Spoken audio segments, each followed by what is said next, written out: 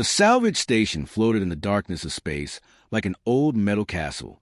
Its long mechanical arms reached out toward the floating wreckage that spread across the emptiness for thousands of kilometers.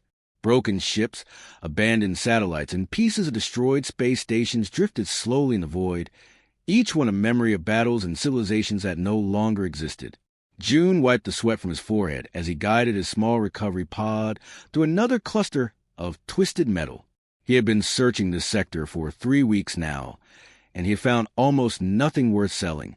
His scanner beeped weakly as it passed over another piece of worthless scrap. "Nothing again," he muttered to himself, his voice echoing inside the cramped cockpit of his pod.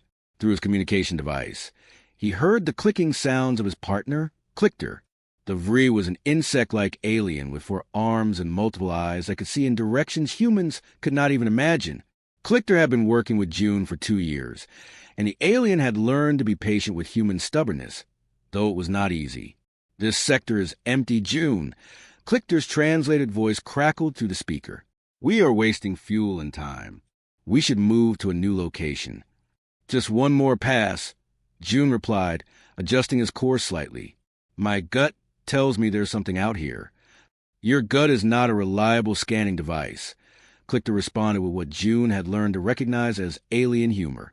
But June was not listening anymore. His scanner had started beeping more insistently.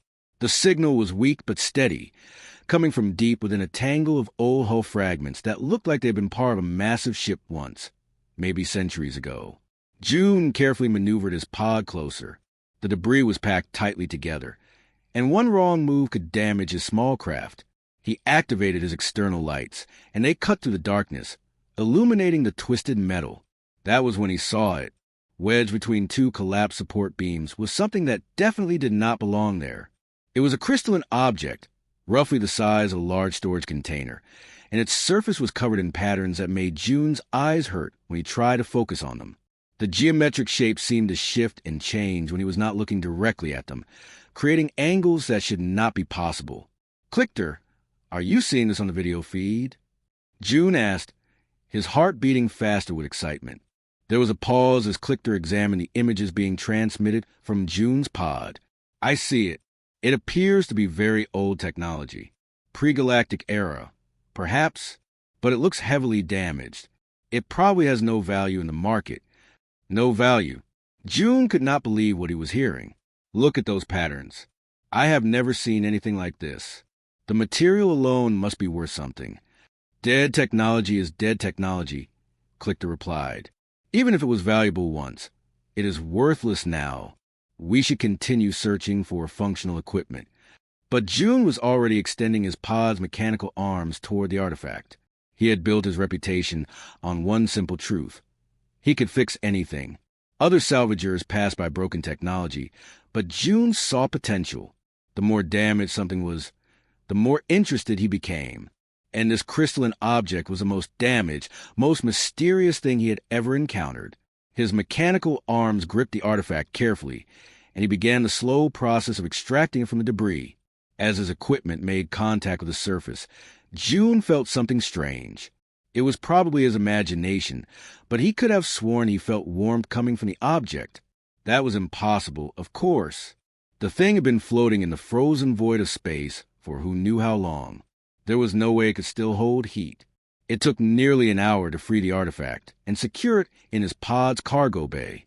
By the time June returned to Station Outpost 7, his hands were shaking with excitement and exhaustion. The station was a small operation, home to maybe 200 beings from a dozen different species. It served as a trading post and rest stop for salvagers, miners, and the occasional merchant passing through the sector.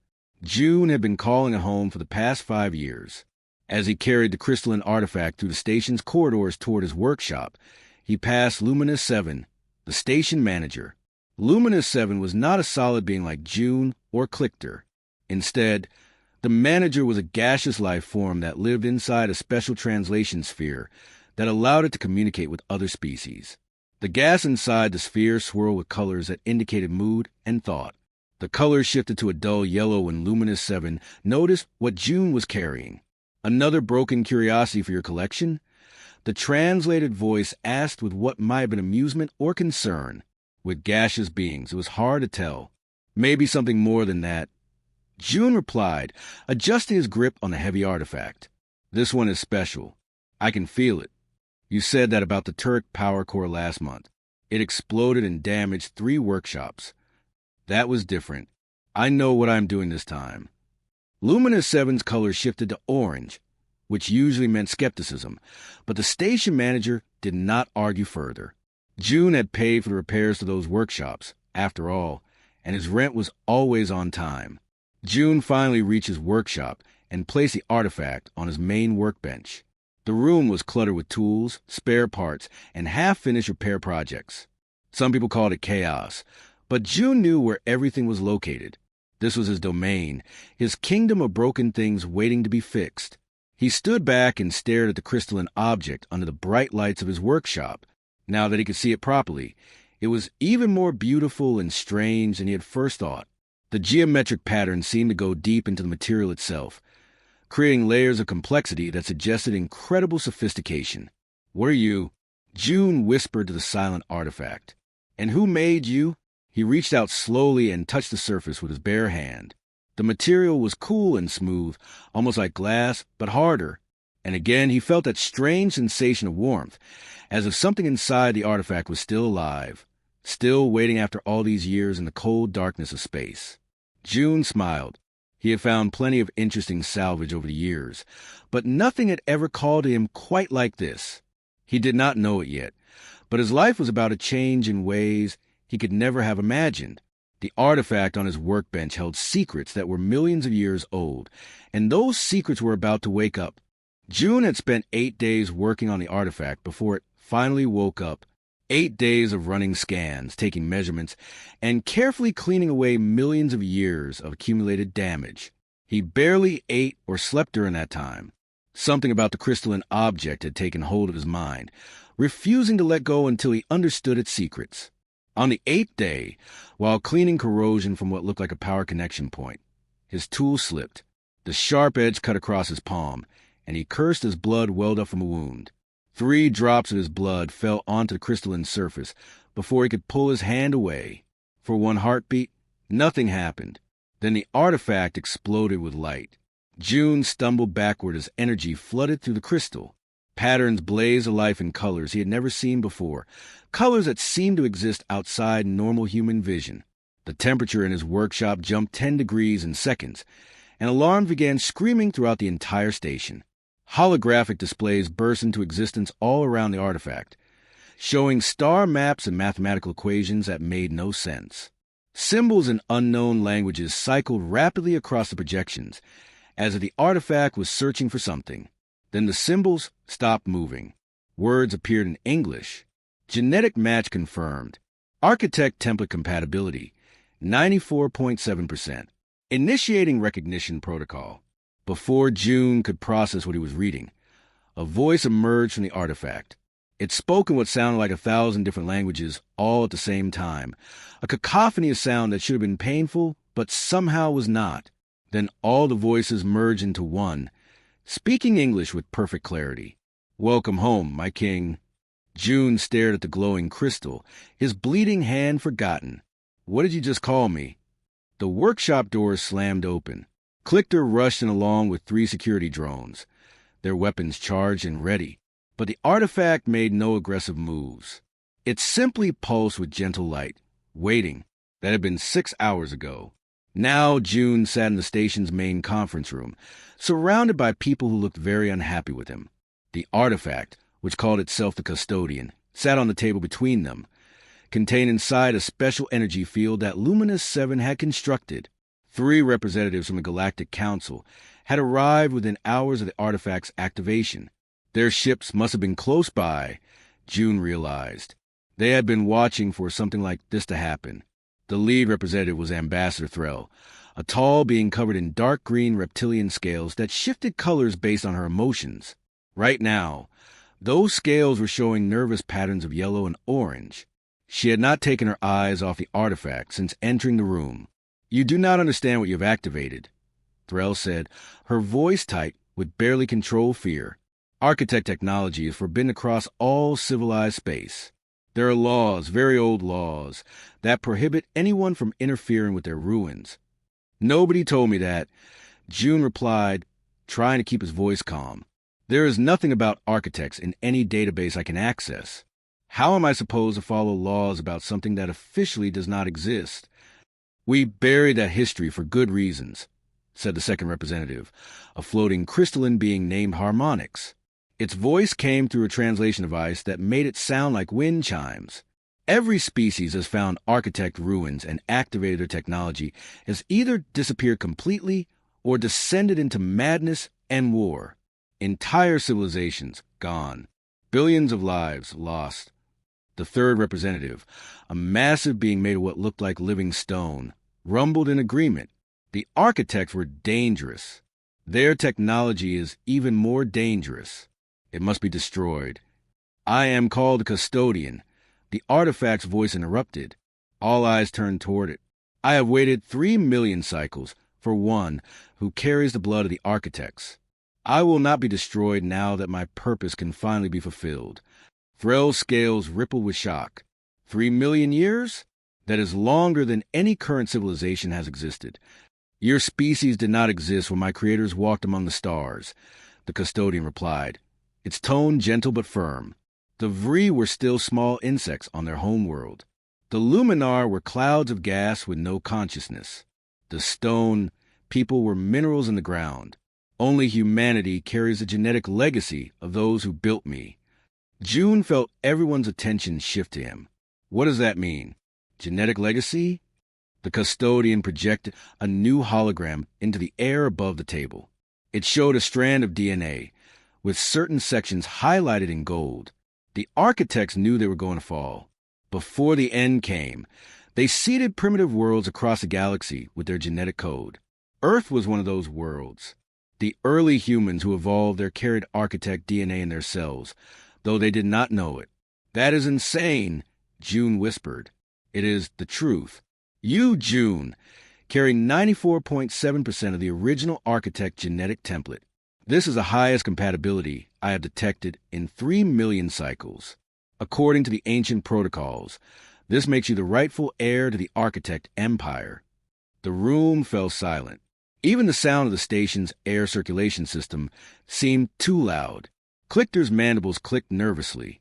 June cannot be a king. He is a mechanic. He lives in a small workshop and eats cheap protein bars for dinner. Kings are not born from crowns and palaces, the custodian said. They are chosen by blood and right. June has both. Ambassador Threll leaned forward, her scales now showing deep red patterns of fear. This is exactly why the artifact must be destroyed. Human, you have no idea what you are inheriting. The architects did not just disappear one day. They locked something away. Something terrible. Something that destroyed their entire civilization despite all their power and knowledge. What thing? June asked, though part of him was not sure he wanted to know the answer. We call it the silence, Threll said quietly. It is not a species or an army. It is a force that consumes consciousness itself. It eats thoughts, memories, and souls, leaving nothing behind. Not even darkness. Just absence. Just nothing. The architects fought the silence for 10,000 years and could not defeat it, so they built a prison to contain it. A prison made from what? June asked. Threll's eyes met his. Made from humanity. Your scattered existence across the galaxy, your genetic dormancy, your lack of knowledge about your own history. All of it is part of the lock that keeps the silence trapped. And now, by activating this artifact, you have begun to unlock that prison. The custodian was silent for a long moment. When it finally spoke, its voice carried a weight of ancient sorrow. The ambassador speaks truth, though not complete truth. Yes, humanity is part of the silence's prison, but the architects did not intend for you to remain ignorant forever. They left an inheritance, a place called the throne. There, all questions will be answered. There, you will understand what you truly are. June's escape from Station Outpost 7 was pure chaos. With Clichter's help, he loaded the custodian onto his battered cargo ship, the Morning Star, just seconds before Council enforcers broke through his workshop door. The sound of cutting tools and shouting voices echoed through the corridors as June sprinted toward the docking bay. "This is the worst decision you have ever made," Clicker chittered while programming the jump coordinates that the custodian provided. "And you have made many bad decisions in your life." "Probably true," June admitted, gripping the controls as weapons fire streaked past their hull. The Morning Star shook violently as an energy blast grazed their rear shields. "But I need to know the truth about what I am, about what humans are." More Council warships were arriving every second, their weapons charging as they formed a blockade around the station. June pushes engines to maximum power, weaving between incoming fire with the skill of someone who has spent years dodging debris in salvage fields. "Jump in 3, 2, 1, Clicker announced. The stars stretched into lines of light, and then they were gone, leaving the Council ships and their angry demands far behind. What June did not expect was what waited at their destination. When the Morning Star dropped out of hyperspace near a massive asteroid field, June's sensors immediately lit up with contacts. Dozens of ships hung in space, and every single one of them was human. Colony vessels, mining rigs, transport ships, and even a few old military frigates from the outer colonies. They were all just floating there, as if waiting for something. "What is happening?" Clicker asked, all 4 arms working the sensor controls. Before June could answer, his communication system exploded with incoming calls. Human voices, dozens of them, all talking at once. "Is that another human ship? I felt something pulling me here. I could not explain it. My crew thought I was crazy, but I knew I had to come to these coordinates. Does anyone know what is happening?" June stared at the crowd of ships on his display screen. "Custodian, did you do this?"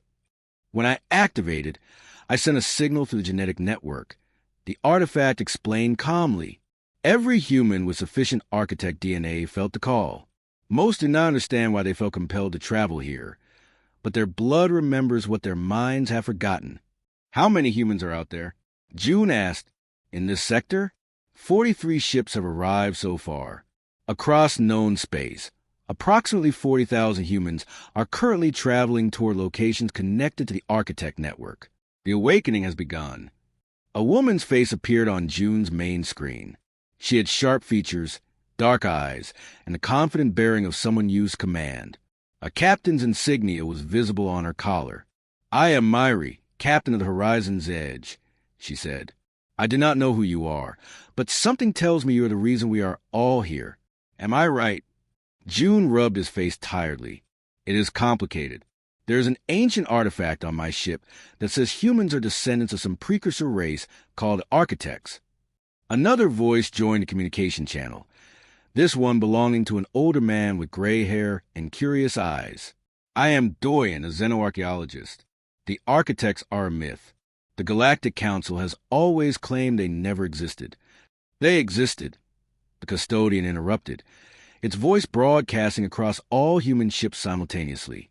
"And they were humanity's ancestors. The Galactic Council has suppressed this knowledge because architect technology surpasses all current civilizations combined. They fear what you might become if you remember who you truly are." The communication channels erupted with questions and arguments. Some people were excited, others were frightened, and many simply did not believe what they were hearing. Myri's voice cut through the noise. "Everyone be quiet for a moment."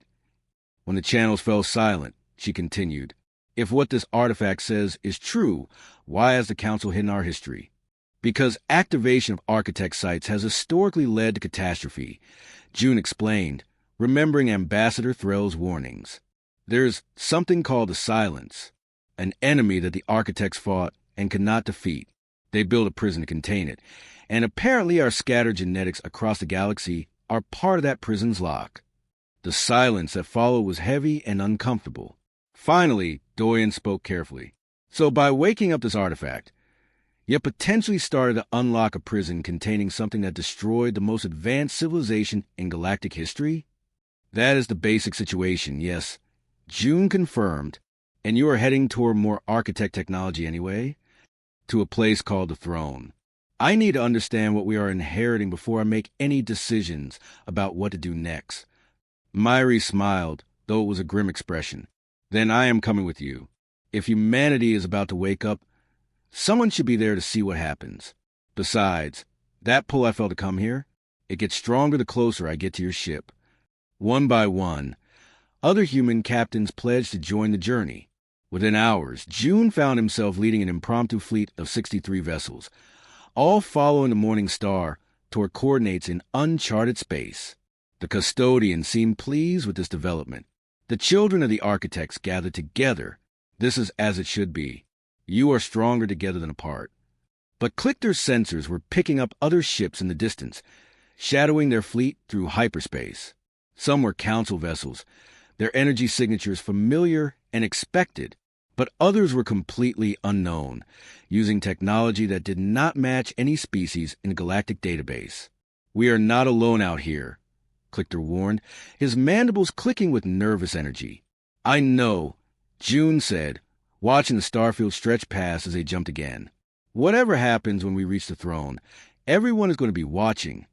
Over the next few days, the fleet grew larger. More human ships joined them at every stop, drawn by the same inexplicable pull. People reported strange dreams and visions. Some claimed they could feel the presence of other humans across vast distances, as if an invisible network was forming between them. A young woman named Sora, a ship mechanic like June, managed to repair a badly damaged reactor using techniques she swore she had never learned. She just knew what to do, as if the knowledge came from somewhere deep in her blood. Doyen began reading ancient texts and languages he had never studied, translating architect symbols that should have been completely indecipherable. A pilot named Hyun reported that his reflexes had become unnaturally fast during a practice flight, as if he could see a few seconds into the future. We are changing, Myri observed during a video call with June, evolving into something else, something we were always meant to be. The observation terrified some people in the convoy. 15 ships broke away from the fleet, their captains unwilling to risk further transformation. June did not blame them or try to stop them. This journey was about choice, not compulsion. On the 10th day of travel, they encountered the Council blockade. 50 warships waited at the edge of the sector that contained the throne. They formed a wall of metal and weapons, their targeting systems locked onto human fleet. The Council ships opened fire, and June thought he was going to die. 50 warships against a convoy of civilian vessels should have been a massacre. Energy beams and missiles filled the space between them, creating a deadly web of destruction that no one should have been able to survive. But then something impossible happened. As the weapons approached, June felt a sudden connection to every human in the fleet. It was not just a feeling or an emotion. It was real and solid, like invisible threads linking his mind to Myri's, to Hyun's, to Sora's, to every single person in the 200 ships around him. He could feel their thoughts, their reflexes, their skills and knowledge flowing through him like water. The human fleet moved as one organism. Every ship dodged at exactly the right moment. Every pilot knew where the next attack would come from before it happened. They were not 200 separate vessels anymore. They were a single entity with 200 bodies, sharing one massive consciousness. The Council weapons hit nothing but empty space. Every missile missed. Every energy beam passed through places where human ships had been a split second before. The human convoy flowed through the blockade like water passing through a net, impossible to catch or contain. Within an hour, they had broken through completely. Behind them, Ambassador Threll watched in stunned silence as the human fleet vanished into hyperspace. They are not just inheriting technology, her tactical officer whispered, all of his scales pale with shock. They are inheriting evolution itself. June sat in his pilot seat, breathing hard and shaking. The connection to the other humans had faded now, but he could still feel echoes of it in the back of his mind.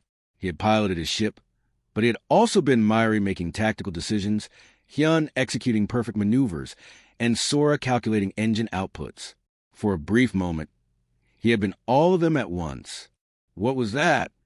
Clickter asked quietly, his forearms trembling. I do not know, June replied. Custodian, what did you do to us? I did nothing, the artifact said. This is what you are, what you have always been. The architects built a genetic network into your species millions of years ago. It allows you to share thoughts, knowledge, and abilities when necessary. You have always had this potential. You simply did not remember how to access it. Over the following days, as the fleet traveled toward the throne, the changes became more obvious. June began experiencing flashes of memories that were not his own. He saw towering cities made of crystal and light. He saw beings that looked almost human but were taller and more refined, with eyes that held ancient wisdom. He heard languages he had never learned but somehow understood. And he saw the enemy. The silence was not a species or an army. It was an absence. Patches of space where reality itself stopped existing. It consumed stars, planets, and living minds, leaving nothing behind. Not even darkness. Just nothing. Just empty void where something used to be. In his visions, June watched the architects fight for 10,000 years against this enemy. They threw everything at it. Weapons that could destroy solar systems. Shields that could protect entire galaxies. Technology so advanced it seemed like magic. Nothing worked. The silence could not be killed because it was not alive. It could not be stopped because it was not really moving. It simply expanded, consuming everything in its path. The architects could not destroy the silence, the custodian explained as June gasped awake from another vision. So they built a prison, a cage made from their own genetic code, scattered across 1 million worlds throughout the galaxy. Myri had transferred to Morning Star 3 days earlier to help June process everything that was happening. She sat next to him now, her face pale. We are the prison? Humanity is a lock. Humanity is the lock, the custodian confirmed. As long as you remain dormant and unaware of your heritage, the silence stayed trapped. But now that you are waking up, the lock is beginning to weaken. So we are dooming everyone just by learning the truth? June asked, anger rising in his voice. You were always going to wake up eventually, the custodian said. The architects knew this. They hoped that when the time came, their children would be strong enough and wise enough to face the silence properly. That is why they left the throne. That is why they left their inheritance. The visions were not the only changes happening. People throughout the fleet were developing strange abilities. Hyun discovered he could predict the movements of other ships with perfect accuracy. Sora could repair any technology just by touching it and understanding how it worked. A young engineer named Taeyong realized he could survive in vacuum for short periods without a suit. We are becoming something else, Doyen observed during a fleet-wide meeting. The genetic network is not just connecting us mentally, it is changing us physically. Some people in the convoy found this terrifying. 20 more ships broke away from the fleet, their captains too frightened to continue. June watched them go and felt sad, but understanding. This journey was changing everyone who continued, and not everyone wanted to be changed. On the 10th day, June had his clearest vision yet. He saw the final days of the architect civilization. They had gathered at a massive structure, knowing they were about to die. They had fought the silence for so long and lost so much. Their once great empire had been reduced to a few thousand survivors. But they had a plan. A desperate, terrible plan.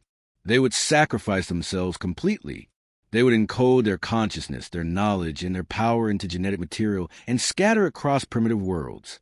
Their children would be born millions of years later, not remembering who they truly were. And those children would serve as a lock on the silence's prison until they grew strong enough to face the truth. You were never meant to remain human forever, the custodian said softly. You were meant to grow, to evolve, to remember. The architects gave you time to develop your own culture, your own identity, separate from them. But eventually, you would need to reclaim your inheritance. And if we are not ready, Myri asked, then the silence will break free and everything will end. On the 12th day, the fleet sensors detected something massive ahead.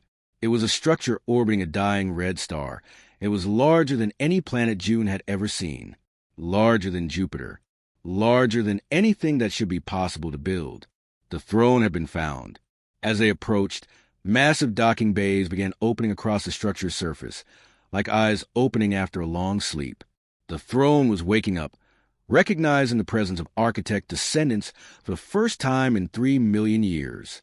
June stared at the impossible megastructure and felt the weight of destiny pressing down on his shoulders. He was just a mechanic from a small salvage station. He fixed broken things for a living.